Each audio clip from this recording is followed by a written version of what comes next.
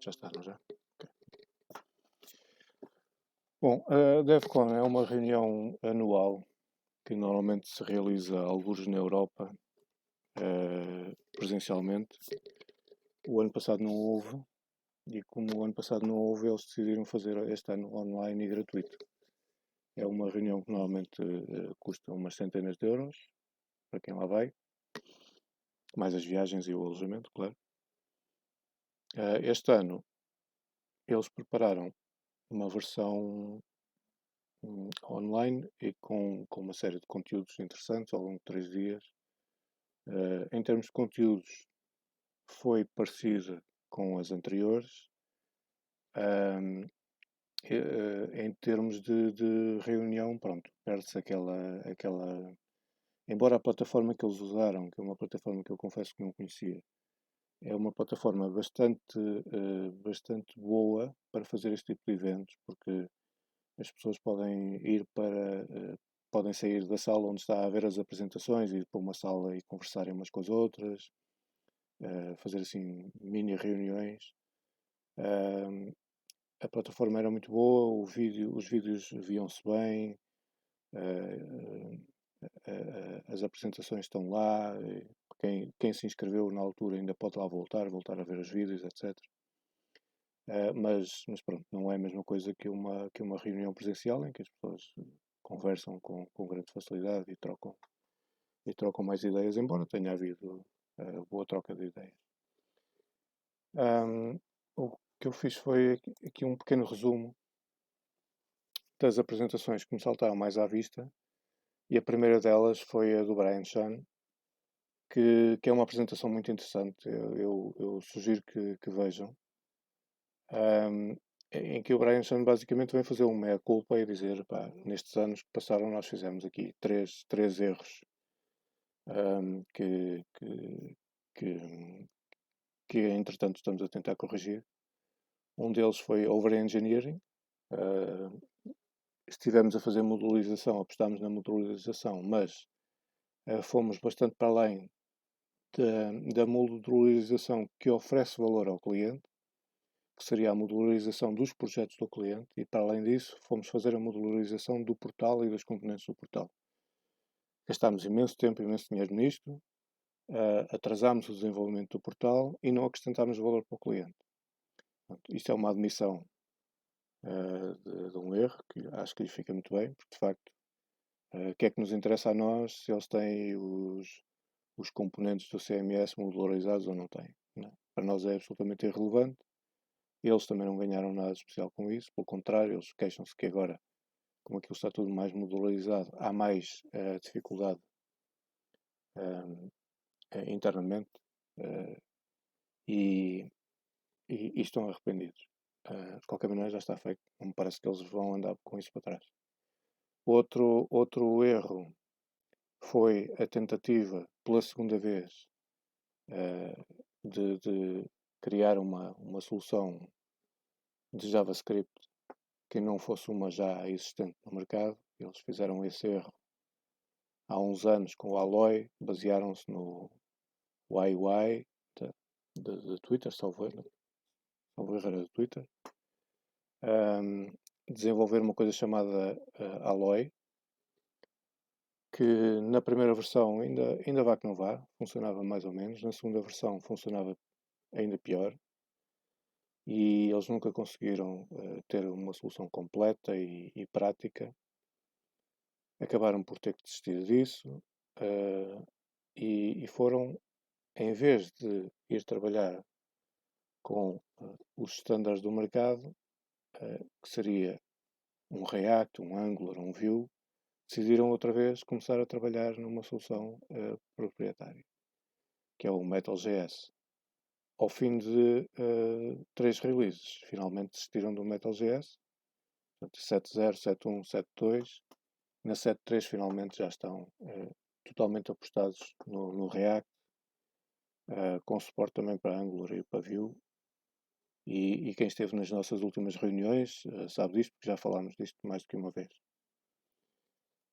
O terceiro erro que ele partilhou connosco foi que há erros organizacionais que depois se manifestam no produto. Ele até usou uma frase do Elon Musk, que é precisamente esta: os erros de organização manifestam-se no produto, referindo-se, por exemplo, à incapacidade de tomar decisões, à incapacidade de pôr todas as equipas a trabalhar com a mesma perspectiva.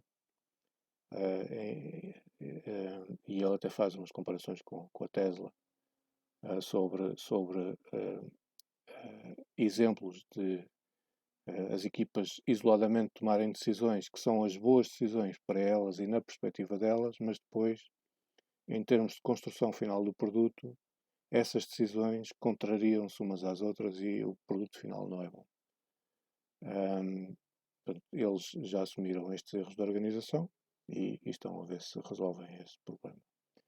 Outro erro é dizer sim a toda a gente, é a incapacidade de dizer que não. Aparentemente eles já aprenderam que têm que começar a dizer que não e têm que ser mais assertivos naquilo que querem fazer e para onde vão. E de facto, se nós olharmos para o produto, nas últimas releases nós vemos o produto andar muito para a frente, porque finalmente nós vemos a LifeRay a ter opiniões concretas e a liderar algumas iniciativas de evolução deste tipo de produtos que são muito interessantes. O terceiro é o posicionamento do produto no mercado e a definição da estratégia, o input que leva à definição de estratégia. Eles quiseram trabalhar com Product Managers, que é uma filosofia que está muito ligada ao cliente que paga. O cliente que paga fala com o Product Manager e o Product Manager influencia o desenvolvimento do produto, mas isto fez com que o produto ficasse muito elitista e muito centrado nos clientes existentes. Ora, eles aperceberam-se, entretanto, que ter um produto com uma comunidade pequena significa que tem muito pouco feedback relevante para a evolução do produto. Estão restringidos a uns milhares de clientes pagantes. Não sei se tem o último número que eu vi, eles têm 1000 e tal organizações pagantes. Não tenho certeza deste número, mas é o número que tenho na cabeça. O que significa que só estas organizações é que influenciam o desenvolvimento do produto. Ora, nós sabemos que o LifeRay é um produto complexo, que é usado por organizações em que a informática está madura, e isto significa também que são organizações que já têm as suas formas de trabalhar e que não são propriamente inovadoras. A inovação normalmente está na comunidade, né, em quem usa a versão community, quem não tem dinheiro para pagar o produto, mas quer usar o produto de uma forma inovadora. Então eles aperceberam-se, já se aperceberam há mais de um ano, no ano passado ele fez uma apresentação sobre isto. No ano passado não, há 2 anos. Ele fez uma apresentação sobre a questão da comunidade e a necessidade de fazer crescer a comunidade e a necessidade de receber feedback da comunidade. E, portanto, eles estão também a mudar a forma de trabalhar e de se inserir no mercado. Uma das coisas que ele anunciou é a iniciativa LifeRay Online. Basicamente, eles vão dar acesso gratuito a instâncias de LifeRay na cloud, na solução de cloud deles. Serão instâncias em que o cliente não pode fazer customização, no sentido em que não pode instalar plugins, não pode instalar temas, etc. Pode fazer customização, mas só usando o interface do LifeRay. Portanto, pode trabalhar com os stylebooks, com as páginas mestras, uma série de coisas, mas não pode fazer a customização ao nível do Java, ao nível de instalar widgets e coisas assim. E a solução será gratuita e o que eles pretendem é que se pague com feedback. Portanto, eles querem ideias, querem mais utilização do produto por pessoas que normalmente não utilizariam o produto desta maneira e querem mais ideias para fazer evoluir o produto. Uma outra apresentação muito interessante que foi feita foi talvez pelo número 2 do desenvolvimento, que é o Jorge Ferreira. E a apresentação ele chamou-lhe Graduate Development em LifeRay Solutions. E a apresentação, para mim, é muito interessante porque é muito coincidente com aquilo que eu tenho andado a pensar nos últimos anos, que é o LifeRay não pode ser só um produto para usar, para ser desenvolvido com Java, que dependa de uma equipa de Java, que dependa de uma equipa de desenvolvimento, porque isto dá pouca produtividade e o LifeRay tem que ser usado completamente. Quer pelo lado do CMS, quer pelo lado da integração, quer pelo lado do desenvolvimento em JavaScript e também, obviamente, com os desenvolvimentos em Java. Mas os desenvolvimentos em Java não podem ser um bottleneck na utilização do LifeRay. E esta apresentação de Jorge Ferreira vai exatamente neste sentido. Portanto, ele diz que é preciso procurar outras formas de usar o LifeRay. O LifeRay mudou muito nos últimos anos, principalmente a partir da 7.1. Virou-se muito para a utilização sem programação e, portanto, se maximizar o retorno, maximizar e antecipar o retorno do investimento, pretende-se que a customização sem programação seja mais fácil e mais rápida. Pretende-se aproveitar bem os templates e as Visual Applications. As Visual Applications são aquelas aplicações que são desenvolvidas sem produzir código. Pretende-se aproveitar bem a capacidade de integrar com web apps ou integrar web apps dentro do portal. E quando falamos em web apps, estamos a falar tipicamente de uma aplicação. Hoje em dia é uma aplicação JavaScript. Há cada vez menos aplicações web que se limitem a correr no server-side em JSPs, em Spring, MVC, ou o que quer que seja. E sim, o desenvolvimento avançado em Java, no servidor, também tem lugar, mas é uma componente que ajuda a potenciar as outras. Portanto, e não pode ser um bloqueio. Esta apresentação para mim é tão importante que eu fiz uma apresentação baseada nesta, que é aquela última que eu tenho para vos mostrar. O Marco Leo fez uma apresentação interessante sobre LifeRay Commerce e sobre como o commerce vai estar cada vez mais integrado dentro do LifeRay e chama a atenção que a falta de uma solução de commerce, de comércio eletrónico, era uma falha grave no produto. Está neste momento grandemente colmatada. Temos mecanismos para gerir os produtos, para gerir os canais de vendas, para gerir preços, promoções e descontos, para gerir encomendas, envios, entregas e os estoques. E tudo isto num âmbito, num contexto que é as accounts. As accounts são um conceito novo, que é o conceito comercial da conta, né? Que pode ser uma organização, pode ser uma pessoa, pode ser qualquer coisa. Portanto, é mais uma forma de olhar para os utilizadores, para além das outras formas que nós já tínhamos no LifeRay. Nós no LifeRay organizamos os nossos utilizadores por organizações, por grupos, por roles, por equipas. Temos N maneiras, por sites, por membership, site membership. Temos N maneiras de organizar os nossos utilizadores e agora também temos as accounts.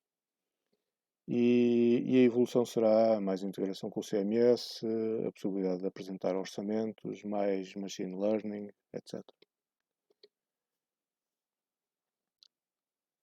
Outra apresentação interessante foi a do Martin Domingues, que fala de sites self-service, que essencialmente serão sites que oferecem ferramentas, obtêm dados, fazem validações, executam ações E o exemplo que ele dá, todo suportado com ferramentas LifeRay, é um banco.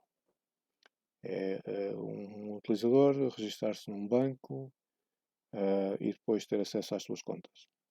Portanto, o que ele faz é uma demonstração interessante sobre como é que online banking pode ser feito com LifeRay. Vale a pena ver. Outra apresentação interessante é do Abel Hancock, que fala de sites flexíveis e de como eles, dentro da LifeRay, passaram em poucos anos de ter um site que era essencialmente desenvolvido por developers a pedido do pessoal do marketing e com custos enormes, passaram, em vez disso, a ter um site que é gerido pelo pessoal do marketing e com custos muito mais baixos. Porque basicamente os developers criaram as ferramentas para que o pessoal do marketing seja autónomo e consiga trabalhar e fazer os sites novos e editar os sites existentes e fazer isto com controle de permissões, etc. Portanto, vale a pena olhar para ver esta apresentação como um exemplo de como eles em casa fizeram, aplicaram o próprio produto para que o seu marketing pudesse ser bastante mais ágil. E quem tem estado a acompanhar o LifeRay pode observar que de facto o marketing da LifeRay está bastante diferente. Vêm novas ideias, novas campanhas, novas formas de posicionar o produto e isso é acompanhado também com conteúdos no site deles e noutros sítios que de facto dá para ver que eles têm um departamento de marketing hoje em dia bastante mais dinâmico e com maior capacidade. Queria-vos também chamar a atenção, no sentido de dizer que houve este encontro do LifeRay Users Group brasileiro, onde eu por acaso também estive uns minutos, não acompanhei a conversa toda, mas estive lá com eles uns minutos no princípio, em que estivemos a falar do grupo brasileiro, do grupo português, e depois estivemos a conversar com dois elementos da equipa de LifeRay, de desenvolvimento de LifeRay do Brasil. Não sei se vocês têm ideia, mas o LifeRay faz desenvolvimento essencialmente em 3 sítios. Um é nos Estados Unidos, outro é em Madrid e outro é, salvo erro, no Recife, no Brasil. E no Brasil o que se desenvolve muito é front-end, mas também algum back-end. E estes dois elementos trabalham nas equipas de Forms e no App Builder.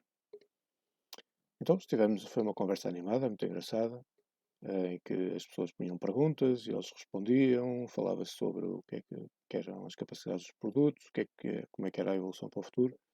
Foi ali meia hora, 3/4 de hora de conversa muito interessante, que tenho ideia também está gravado, portanto quem quiser ir assistir, bom, se não se registaram, se calhar já não conseguem registar-se, mas é possível que eles publiquem o vídeo depois no YouTube. O App Builder hoje em dia já faz mais, dizem eles, do que as Dynamic Data Lists. Não sei se alguém usa Dynamic Data Lists. É a possibilidade de definirmos basicamente uma tablita que tem um form, ou pode ser visto como form, pode ser visto como tabela e permite registar registros numa tabela e fazer workflow, etc. E eles dizem que o App Builder hoje em dia já faz mais do que as DDLs e que há de fazer mais. Portanto, as DDLs hoje em dia, praticamente, para projetos novos, não faz muito sentido utilizarmos, porque o App Builder fará mais do que as DDLs. Para quem já fez extensão dos forms, uma coisa que se faz, que de vez em quando há necessidade de fazer, é criar novos tipos de campos nos forms. Na 7.2 ainda tínhamos que fazer isso com Metal, com Metal.js. Na 7.3 já se pode fazer com React. É uma evolução interessante. Outra apresentação de Jorge Ferrer foi sobre o LifeRay Roadmap. Ele não entrou em grandes detalhes, mas falou de algumas coisas. A estratégia é que o produto continua a ser um core, continua a ter um core de enterprise, no sentido que é para ser um produto seguro, um produto com um bom desempenho, que suporte muitos utilizadores, que use standards, continua a usar o SGI, continua a usar o Java como core e tem cada vez mais APIs, OpenAPI, GraphQL, etc. Eles estão-se a focar cada vez mais em experiências-chave na mão. E vocês se virem o marketing deles, eles estão-se a focar muito em 3 ou 4 casos.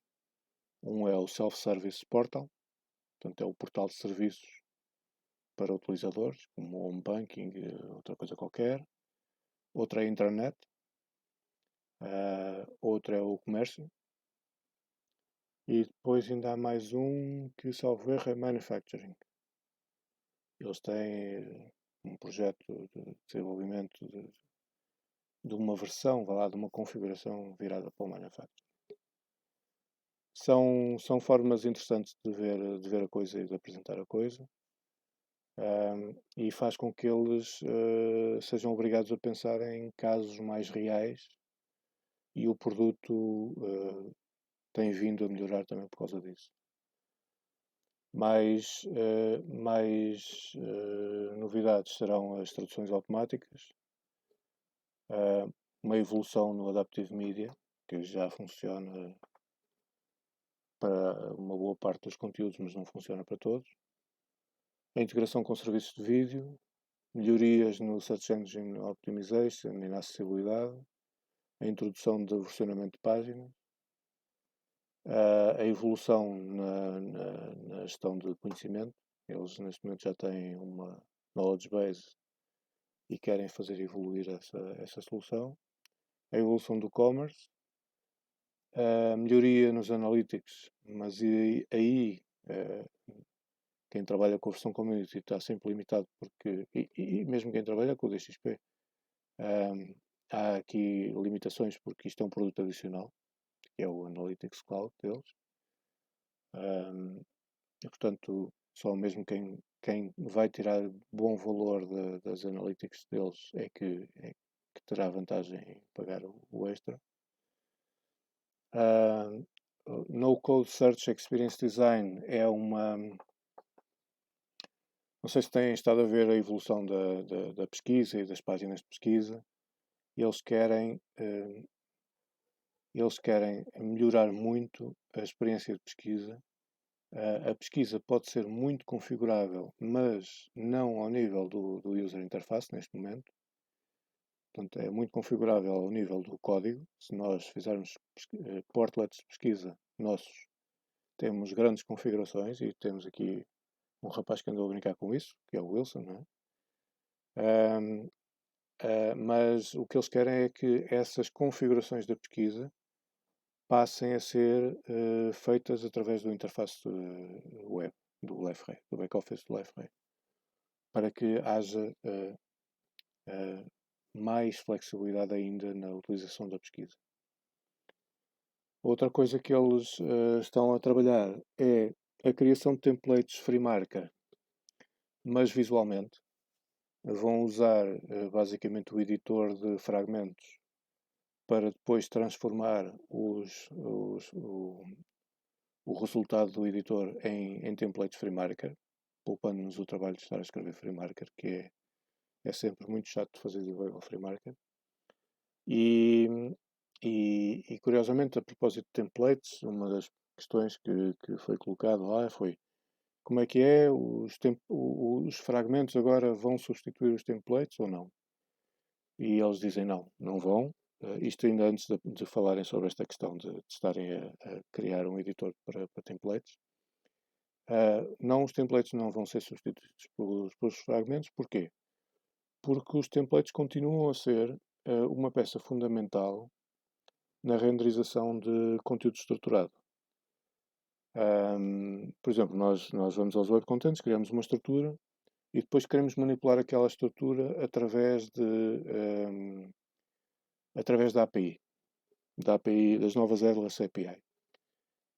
em que podemos aceder à estrutura, podemos gravar, podemos pedir a estrutura já renderizada com um determinado template. Portanto, os templates continuam a fazer sentido e trabalham em conjugação com os fragmentos. Outra coisa que eles anunciaram é que o Service Builder, desculpem, o App Builder vai permitir fazer uma coisa que o Service Builder nunca fez como deve ser e nem as DDLs, né? Eles sempre foram muito fracos nesse aspecto, que é nós podemos ter aplicações em cima de tabelas, mas com relacionamentos entre elas. Eles estão a desenvolver o App Builder para que possa construir aplicações um bocadinho mais complexas com tabelas master e detail, coisas assim, à moda do que já se fazia há muitos anos com muitas outras linguagens.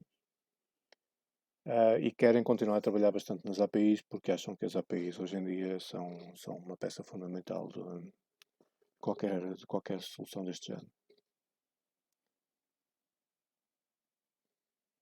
Alguma questão? Alguma dúvida aqui sobre estas apresentações? Estejam à vontade para interromper. Não se esqueçam que era bom que isto fosse uma conversa. Houve também umas technical tracks interessantes, uma sobre o Page Editor, outra sobre o App Builder, outra sobre o Content Dashboard, outra sobre Forms, sobre Search, sobre migração da 6.2 para a 7.3. Ainda há muita gente a trabalhar com a 6.2. A 7.0 foi uma pedra no charco. Incomodou muita gente, era uma mudança muito grande. Felizmente agora na 7.2 e na 7.3 as coisas estão mais fáceis, mas ainda há muita gente que não conseguiu sair da 6.2, apesar da 6.2 ter uma série de problemas de segurança, de funcionalidade limitada, etc. E houve também uma track sobre Asset Libraries, que é um mecanismo que existe agora de partilha de